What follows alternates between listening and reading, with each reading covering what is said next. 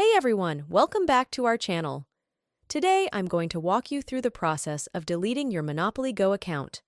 Whether you're taking a break from gaming or just want to start over, deleting your account is a simple process, and I'll show you how to do it step by step.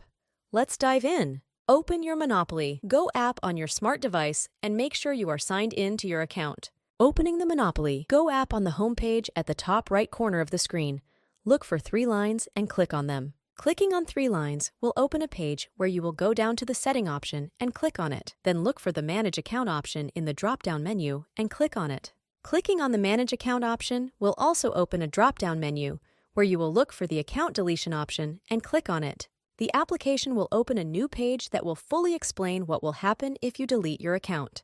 And then she will ask you a question.